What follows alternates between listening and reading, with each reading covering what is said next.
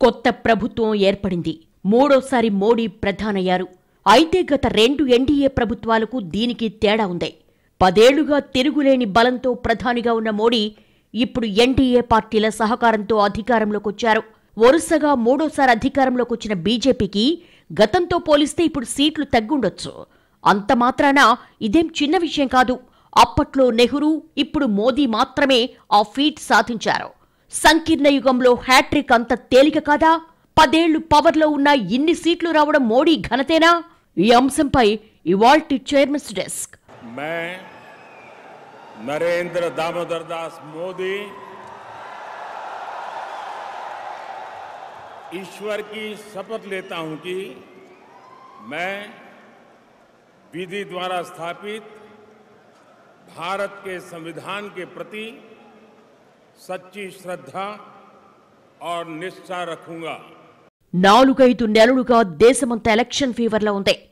ఎవరు గెలుస్తారు, ఏ ప్రభుత్వం వస్తుంది, ప్రధాని ఎవరు అన్నదానిపై ఎడతెగని ఉత్కంఠ నడిచింది. అన్ని ప్రశ్నలకు సమాధానంగా మోడీ మళ్లీ ప్రధానయ్యారు. అయితే మోడీ మూడోసారి ప్రధాని కావడం ఖచ్చితంగా ఓ చారిత్రాత్మక సందర్భమే. ఎందుకంటే నెహ్రూ తర్వాత వరుసగా మూడోసారి ప్రధానిగా ప్రమాణ స్వీకారం చేయడం దేశ చరిత్రలో ఓ రికార్డు. వరుసగా ఒక పార్టీనే గెలిపించే రోజులు పోయాయి. ఏం చేసినా చేయకున్నా అధికార పీఠాలు మారిపోతున్నాయి. వివిధ రాష్ట్రాల అసెంబ్లీ ఎన్నికలు దీన్నే చెప్తున్నాయి. తెలుగు రాష్ట్రాల్లో కూడా ఇదే జరిగింది. అధికార పక్షాలు ఎంత బలంగా నమ్మినా జనం తీసుకెళ్లి ప్రతిపక్షంలో కూర్చోబెడుతున్నారు. రాష్ట్రాల్లో పార్టీలు మారుతున్నాయి, కానీ కేంద్రంలో మాత్రం 10 ఏళ్లుగా ఒక్కరే చక్రం తిప్పారు. మరో 5 ఏళ్ల పాటు అధికారంలో ఉండబోతున్నారు.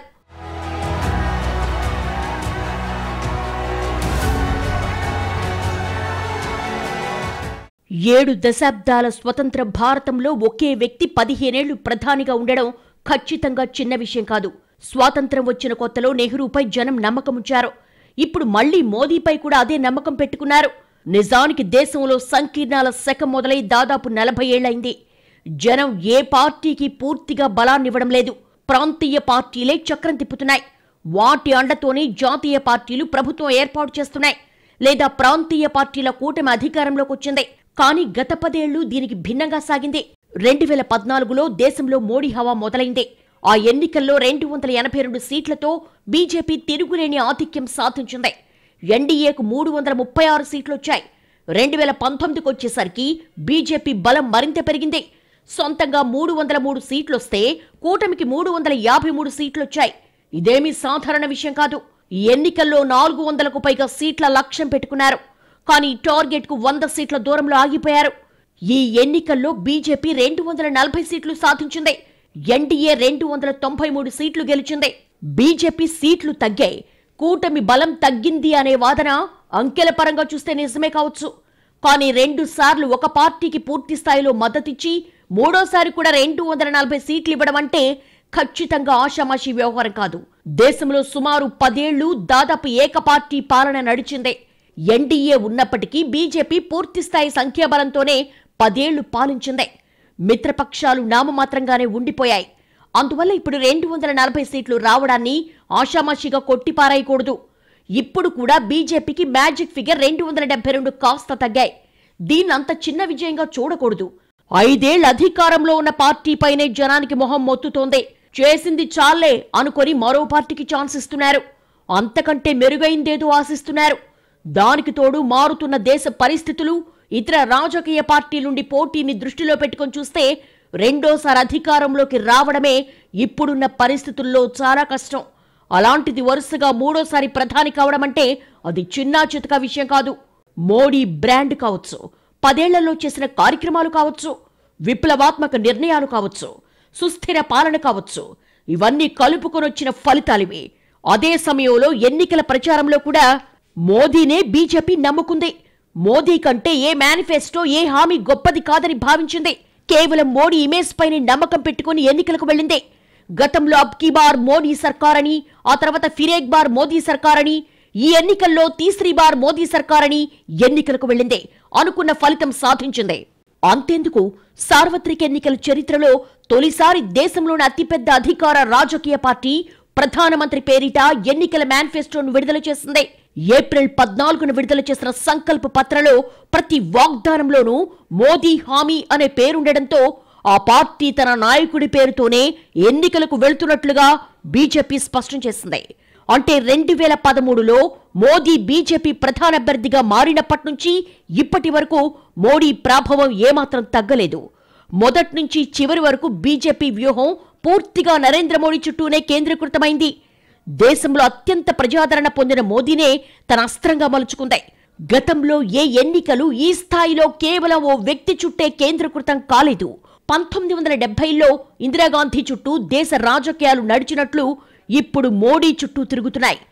7 దశాబ్దాల ప్రజాస్వామ్య భారతంలో అప్పట్లో నెహ్రూ, ఆ తర్వాత ఇందిరా, ఇప్పుడు నరేంద్ర మోడీ బలమైన నేతలుగా కనిపిస్తారు.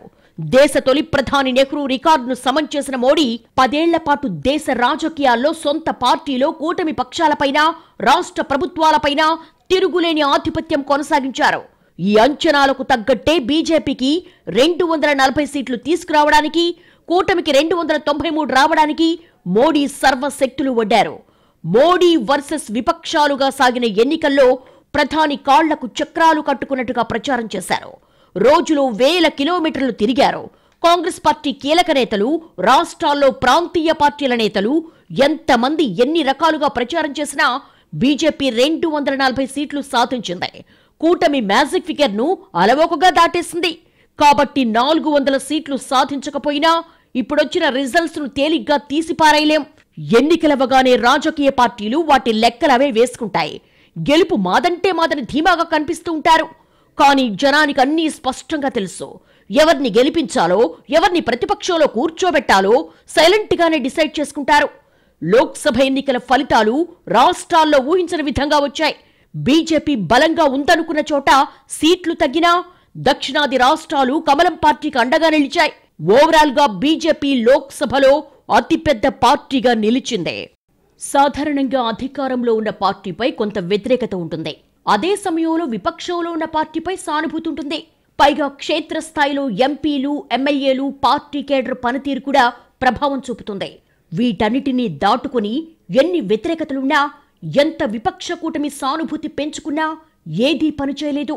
కేవలం మోదీ ఇమేజ్ను మాత్రమే జనం చూశారు. మోదీపై నమ్మకం పెట్టుకున్నారు. మోడీని నమ్మారు. మోడీ మాత్రమే దేశాన్ని నడిపించగలరని జనం నమ్మారు. అందుకే మళ్లీ పట్టం కట్టారు. నిజానికి దేశంలో సంకీర్ణాల యుగం మొదలై చాలా ఏళ్లైంది. అనేక భాషలు, సంస్కృతులున్న దేశంలో ప్రాంతీయ పార్టీల హవా పెరుగుతోందే తప్ప తగ్గడం లేదు. 1990లోనే సంకీర్ణ ప్రభుత్వాల కాలం నడిచింది. ఏ ఒక్క పార్టీకి ఆధిక్యం లేకపోవడంతో భావ సారూప్య పార్టీలు కలిసి ప్రభుత్వాన్ని ఏర్పాటు చేశాయి. అయితే వాటి మధ్య పొరపచ్చాలు రావడం లేదా, ఆశించిన ఫలితాలు దక్కకపోవడంతో ఆ ప్రభుత్వాలు కుప్పకూలిన సందర్భాలున్నాయి. 1990 నాటి సంకీర్ణాలకు ముందు కాంగ్రెస్ బలమైన పార్టీగా ఉంది. దశాబ్దాల పాటు తిరుగులేని ఆధిపత్యం కనబరిచింది. ఆ తరువాతి కాలంలో కాంగ్రెస్ క్రమంగా బలహీనపడటం, రాష్ట్రాల్లో ప్రాంతీయ పార్టీల హవా పెరగడం మొదలైంది. ఇతర పార్టీలను కలుపుకొని united front, national front, NDA, UPA కూటములు ప్రభుత్వాలను ఏర్పాటు చేశాయి. 1989లో 197 సీట్లతో కాంగ్రెస్ అతిపెద్ద పార్టీగా నిలిచినప్పటికీ ప్రభుత్వాన్ని ఏర్పాటు చేసే శక్తి లేదు. ఆ ఏడాది నేషనల్ ఫ్రంట్ అధికారంలోకి వచ్చింది. ఈ కాలంలో వీపీ సింగ్, ఆ తర్వాత చంద్రశేఖర్ ప్రధానయ్యారు. నాటి నేషనల్ ఫ్రంట్ ను ఎన్టీఆర్ నడిపిస్తే ఇందులో టీడీపీ, డీఎంకే, అస్సాం గణ పరిషత్, లెఫ్ట్ ఫ్రంట్, తివారీ కాంగ్రెస్ సహా 13 పార్టీలున్నాయి. 1996 ఎన్నికల్లో ఏ పార్టీకి సరైన మెజార్టీ రాలేదు. వాజ్పేయి ప్రభుత్వం 13 రోజుల్లో కూలిపోయింది. ఈ సమయంలో యునైటెడ్ ఫ్రంట్ తెరమీదకొచ్చింది. 13 పార్టీలతో ఏర్పడిన ఈ కూటమికి చంద్రబాబు నాయుడు కన్వీనర్ గా ఉన్నారు. దేవేగౌడ, గుజరాల్ ప్రధానులుగా పనిచేశారు.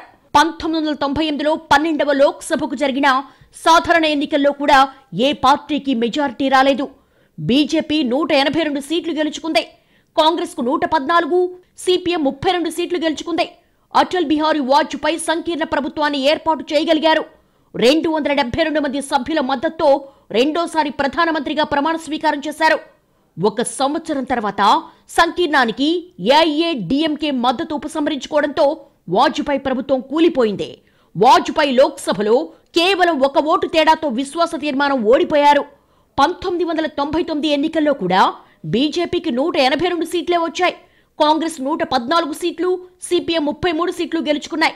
ఎన్డీఏ పక్షాలన్నీ కలుపుకొని 298 మంది సభ్యులతో వాజ్పేయి ప్రభుత్వం 5 ఏళ్లు నడిచింది.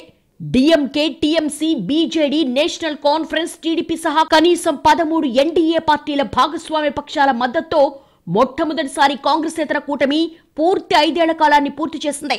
అంటే 2 సీట్లతో మొదలైన బీజేపీ లోక్సభలో అత్యధిక స్థానాలున్న పార్టీగా ఎదిగింది. ఇతర పార్టీలను కలుపుకొని ఎన్డీఏగా ఏర్పడి ప్రభుత్వాలను ఏర్పాటు చేసింది. ఇదే పద్ధతిలో కాంగ్రెస్ కూడా ఇతర పార్టీలను కలుపుకొని 2004, 2009లో యూపీఏ 1, యూపీఏ 2 ప్రభుత్వాలను నడిపింది.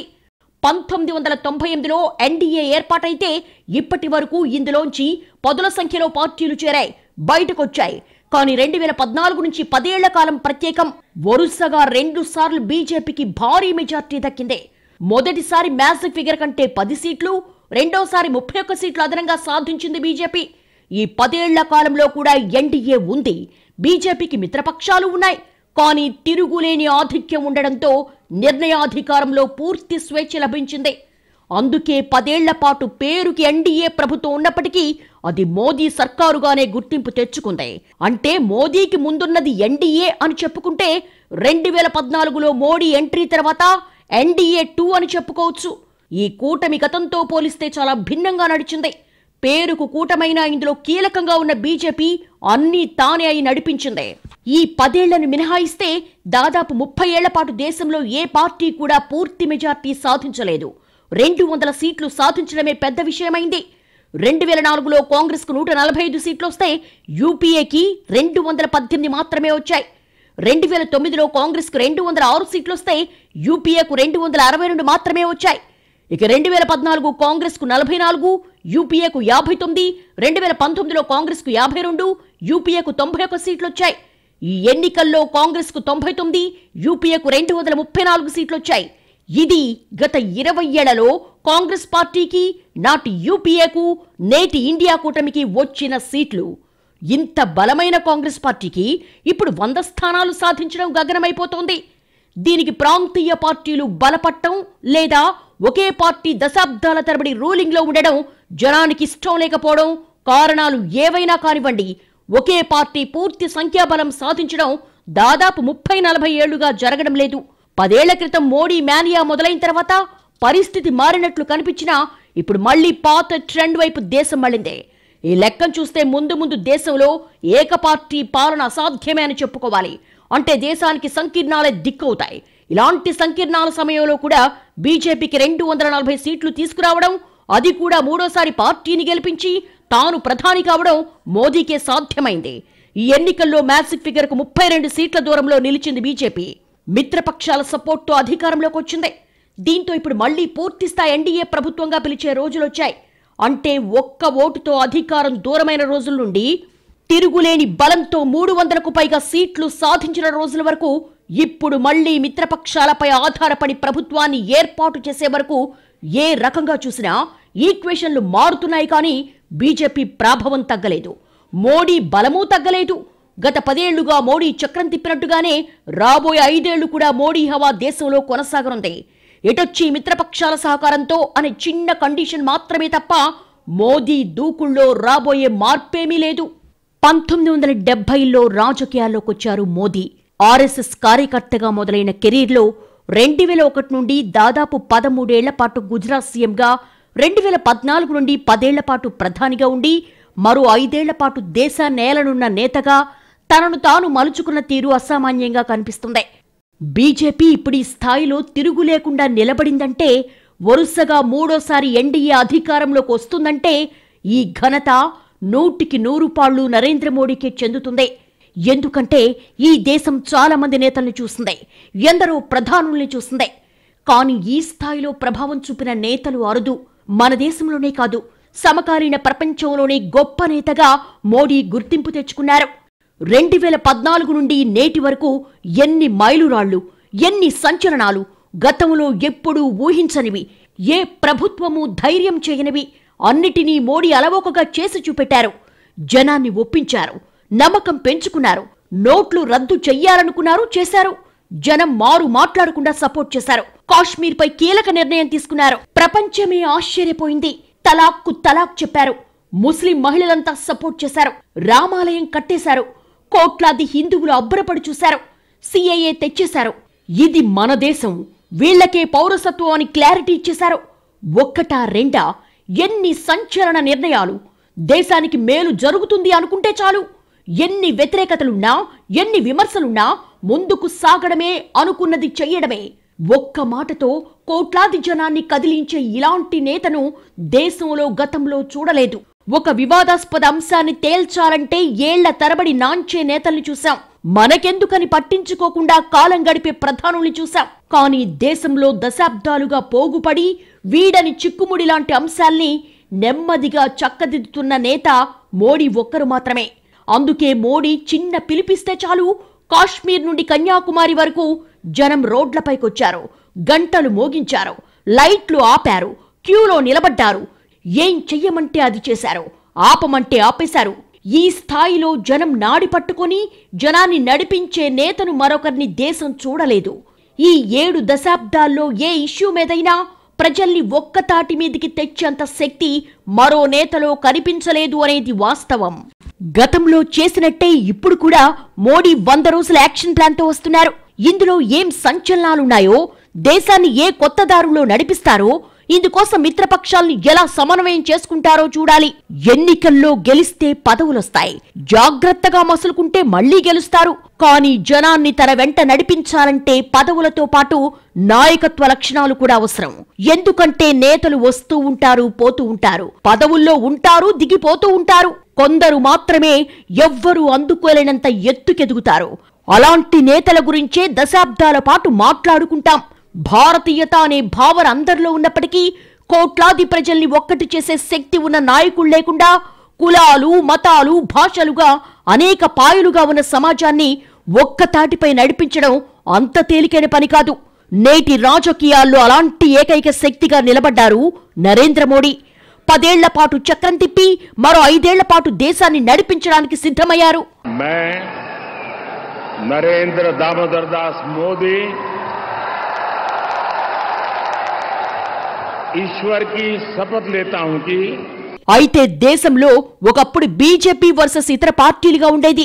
ఇప్పుడు బీజేపీ కూడా కాదు, కేవలం మోడీ మాత్రమే ఉన్నారు. మోడీ మాత్రమే హిమాలయమంత ఎత్తున నిలబడి ఉన్నారు. అందుకే వరుసగా 3వ సారి కూడా సార్వత్రిక ఎన్నికలు, ప్రచారం మోడీ వర్సెస్ విపక్షాలు అన్నట్లుగా సాగాయి. నిజానికి ఒకప్పుడు నెహ్రూకు పూర్తి స్థాయిలో మెజార్టీ వచ్చినా అది నెహ్రూ ఒక్కడి క్రెడిటే కాదు. కాంగ్రెస్ పార్టీలో బలమైన నేతలు, రాష్ట్రాల్లో ఆ పార్టీకి వెన్నుదన్నుగా నిలబడే నాయకులు అనేక మంది ఉన్నారు. అందరి ఇమేజ్ కలిసి కాంగ్రెస్ కు సీట్లు సంపాదించి పెట్టేది. కానీ ఇప్పుడు మోదీ తప్ప బీజేపీలో మరో నేత ఆ స్థాయిలోనే కాదు, ఆయనకు దరిదాపుల్లో లేరు. రాష్ట్రాల్లో లీడర్లు ఉన్నా లేకున్నా వరుసగా అన్ని రాష్ట్రాల్లో అధికారాన్ని తెస్తున్నారు. అన్ని రాష్ట్రాల్లో కమలం పతాక ఎగరేస్తున్నారు. నిన్నటికి నిన్న ఒడిశాలో జరిగింది ఇదే. 10 ఏళ్ల పాటు అధికారంలో ఉండి కూడా మరో 5 ఏళ్లు పాలించడానికి జనం నుండి మద్దతు సాధించడం ఈ రోజుల్లో అంత చిన్న విషయం కాదు. మోదీని, బీజేపీని విమర్శించే వాళ్ళు గతం కంటే బలం తగ్గిందని విమర్శించొచ్చు. 240 అనే సంఖ్య గత ఎన్నికల్లో బీజేపీ సీట్ల కంటే తక్కువ కనిపించొచ్చు. 400 టార్గెట్ ఏమైందని ప్రశ్నించొచ్చు. ఇదంతా మోదీ వైఫల్యమే అని తేలిగ్గా అనొచ్చు. కానీ అది వరుసగా 3వ సారి పోటీలో ఉండి గెలిచిన బలమని మర్చిపోకూడదు. 10 ఏళ్ల పాలన తర్వాత కూడా మోడీ సింగిల్ హ్యాండ్తో సాధించిన సీట్లని మర్చిపోకూడదు. వరుసగా 3వ సారి కూడా బీజేపీ ప్రత్యర్థి కాంగ్రెస్ కనీసం 100 సీట్లు కూడా దాటలేకపోయిందని విస్మరించకూడదు. ఆఖరికి ఇండియా కూటమికి మొత్తం సీట్లు కూడా 240 రాలేదని గుర్తుంచుకోవాలి, గుర్తు చేసుకోవాలి. ఎందుకంటే దేశంలో నడుస్తున్నది సంకీర్ణ యుగం. ఎక్కడికక్కడ స్థానిక పార్టీలు, నేతల హవా నడుస్తోంది. తమిళనాడులో డిఎంకే, అన్నా డిఎంకే, బెంగాల్లో టీఎంసీ, ఒడిశాలో బీజేడీ, ఏపీలో టీడీపీ, వైసీపీ, జనసేన, తెలంగాణలో బీఆర్ఎస్, బీహార్లో జేడీయూ, ఆర్జేడీ, ఢిల్లీ, పంజాబ్లలో ఆప్, కర్ణాటకలో జేడీఎస్, యూపీలో ఎస్పీ, బీఎస్పీ, ఇలా అనేక పార్టీలు ఆయా రాష్ట్రాల్లో చక్రం తిప్పుతున్నాయి. ఒక్కోసారి ఒక్కో పార్టీ తెరపైకి వస్తున్నాయి తప్ప జాతీయ పార్టీలకు చోటివ్వడం లేదు. ఇలాంటి సంకీర్ణ యుగంలో కూడా ఓ జాతీయ పార్టీ ఈ స్థాయి విజయాలు సాధిస్తుందంటే అది కూడా వరుసగా మూడోసారి పదుల సంఖ్యలో పార్టీల హవాను దాటుకొని సింగిల్ లార్జెస్ట్ పార్టీగా నిలబడిందంటే అది మోదీ ఘనత తప్ప మరొక్కటి కాదు. ఇది ఈ వారం చైర్మన్స్ డెస్క్. వచ్చే వారం మరో అంశంతో కలుద్దాం. నమస్తే.